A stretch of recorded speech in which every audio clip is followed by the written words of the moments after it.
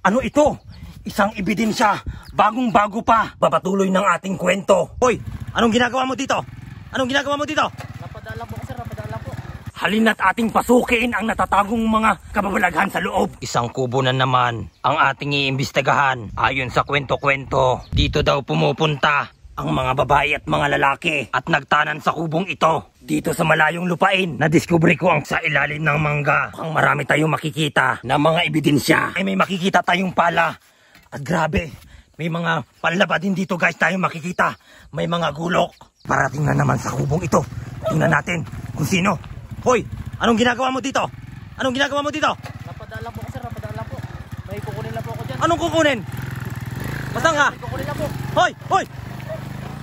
Naayon sa investigasyon, ito daw may namataan na may dalawang magkasintahan na nagliligawan at hinabol ng itak ng kanilang mga magulang. Bago mangyari ang mga pangyayaring iyon, dito nga pala ay nag-iimbak din ng tubig. Siguro para hindi maiga. Makikita ninyo, dito pa sila nag-o-overnight at mayroon pang mga kape. At dito pa nga may mga nagbabahay-bahayan. Siguro may mga bata din dito naglalaro.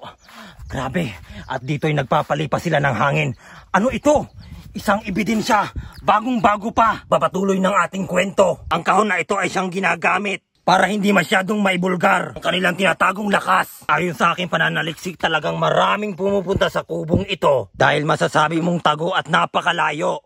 Ano ba naman ang magsasabi na dito'y pwede ka mag-overnight gamit ang solar system na ito? Isang kubo na malayo sa daan, pwede mong itabil ito para hindi masyadong makita. Makikita rin kayong mga damit at mga bag na kung saan siguro nagtatagal ng ilang linggo.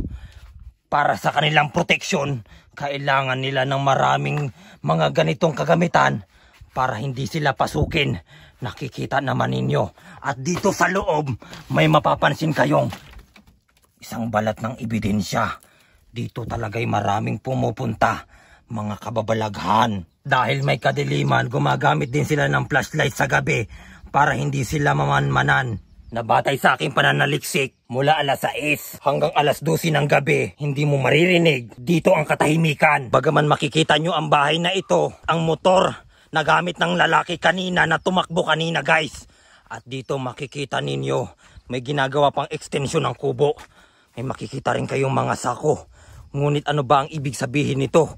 May mga tsanilas na mga kababaihan dito na iniiwan.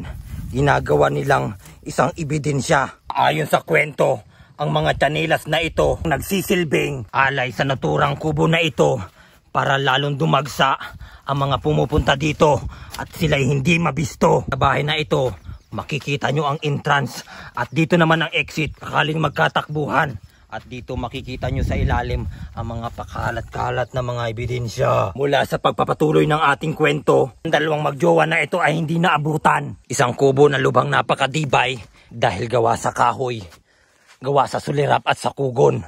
Kahit umugog pa ito ng maraming beses, pakatibay. Grabe, ang saya-saya talaga ng lugar na ito.